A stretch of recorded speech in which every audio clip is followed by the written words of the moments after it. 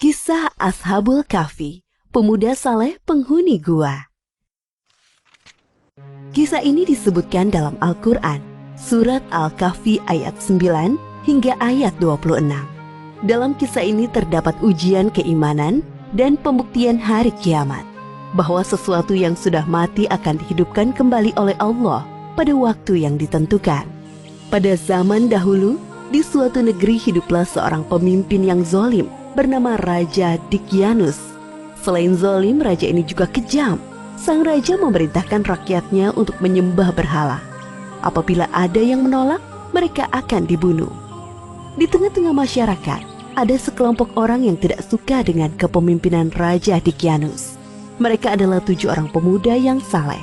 Para pemuda itu hanya beriman kepada Tuhan yang Maha Esa, Allah Subhanahu wa Ta'ala. Aku sudah tidak tahan tinggal di negeri ini. Apalagi kita dipaksa untuk menyembah patung-patung mereka. Benda mati itu aku tidak suka. Aku juga. Apalagi raja tidak segan untuk membunuh orang yang tidak mau melaksanakan perintahnya. Bagaimana jika kita mencari tempat lain untuk beribadah? Maksudmu kita pergi dari sini? Sepertinya itu ide yang bagus. Kami setuju dengan usulmu itu. Bagaimana dengan yang lain? Kami juga setuju. Baiklah kalau begitu, sebaiknya kita pergi besok pagi-pagi, agar tidak ada orang yang melihat. Siap. Keesokan harinya, 7 orang pemuda saleh meninggalkan negeri mereka dengan bersemangat. Para pemuda ini yakin bahwa keputusan meninggalkan adalah petunjuk dari Allah agar selamat dari kezaliman raja. Bersama mereka ada seekor anjing yang mengikuti selama perjalanan. Setelah berjalan jauh, sampailah di depan sebuah gua. Gua yang cukup besar dengan dinding yang tampak tua. Sebaiknya kita beristirahat sebentar di gua ini. Kau yakin? Apakah aman di dalam sana? Aku akan masuk ke dalam untuk memeriksanya. Salah satu pemuda itu masuk ke dalam gua. Tak lama kemudian ia keluar dari pintu gua dengan tersenyum. Kalian semua masuklah ke dalam gua. Satu persatu pemuda masuk ke dalam gua. Ketujuh pemuda itu berdoa agar mendapat perlindungan dari Allah, sebagaimana yang disebutkan dalam ayat ke-10 surat Al-Kahfi. Ya Tuhan, berikanlah rahmat kepada kami dari sisimu, dan sempurnakanlah petunjuk yang lurus bagi kami dalam urusan kami.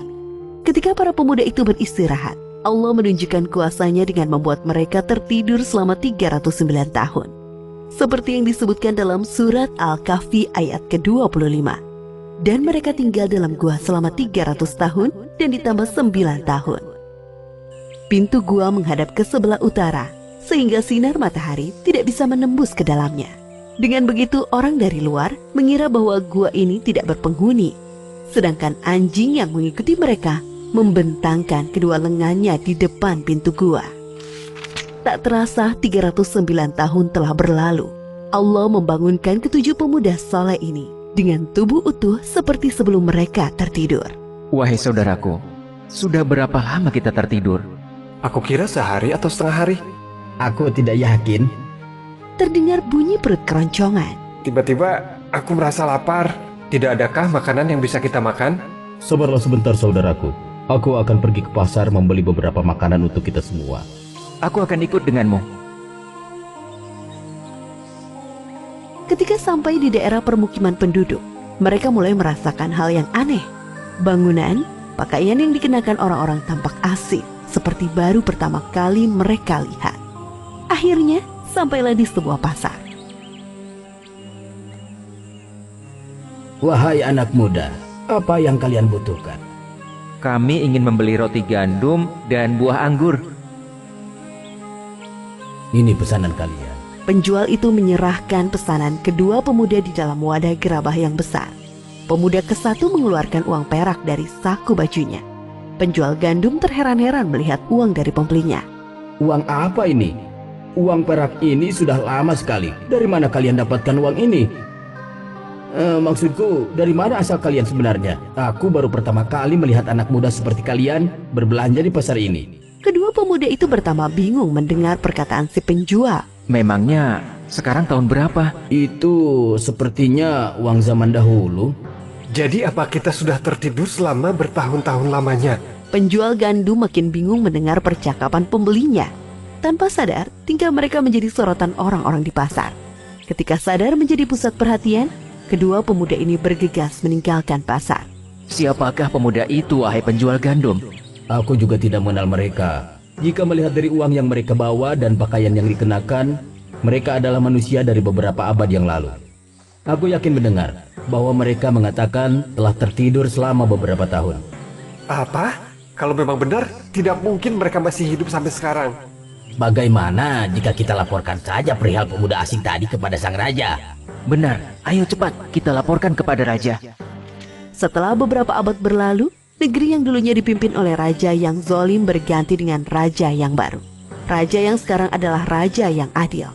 Salah seorang penduduk dan penjual gandum menghadap raja untuk melaporkan kejadian di pasar. Kemudian sang raja menyuruh pengawalnya menelusuri kepergian pemuda asing sampai ke gua. Sesampai di gua, para pengawal melihat ketujuh pemuda itu sudah meninggal dunia. Kemudian para pengawal kembali ke negeri mereka untuk melaporkan kepada raja. Wahai Baginda, jumlah pemuda semuanya ada 7 orang. Namun sesampainya kami di sana, mereka sudah meninggal. Jadi, cerita tentang ketujuh pemuda saleh yang hilang pada masa pemerintahan Raja Dicyanus itu sungguhan ada. Bawa aku ke sana, wahai pengawal. Baik Baginda. Sesampai di depan gua, tampak seekor anjing besar mati di depan pintu gua. Raja beserta pengawal masuk dan melihat ketujuh pemuda itu sudah tertidur untuk selama-lamanya. Wajah mereka tersenyum. Subhanallah, Maha Kuasa Allah atas segala sesuatu yang mematikan dan menghidupkan makhluknya. Ini adalah bukti bahwa hari kiamat sungguh nyata. Maafkan kami ya Allah yang sempat tidak mempercayai adanya hari kiamat. Sesungguhnya kami termasuk golongan orang-orang yang zalim. Astagfirullahaladzim. Seperti firman Allah Subhanahu wa Ta'ala dalam surat Al-Kahfi ayat 21. Dan demikian pula kami perlihatkan manusia dengan mereka agar mereka tahu bahwa janji Allah benar dan bahwa kedatangan hari kiamat tidak ada keraguan padanya. Demikian akhir dari kisah ini. Ashabul Kahfi adalah julukan bagi para pemuda saleh, penghuni gua yang tertidur selama 309 tahun. Dari kisah ini Allah Subhanahu wa Ta'ala memberikan beberapa pelajaran di antaranya. Pertama, kita harus berani mempertahankan keimanan walaupun nyawa menjadi taruhannya. Kedua, Allah akan menyelamatkan orang yang memperjuangkan keimanannya. Ketiga, hendaknya kita tidak mengingkari adanya hari kiamat. Semoga kisah ini mempertebal keimanan kita kepada Allah Subhanahu wa Ta'ala. Wallahu a'lam.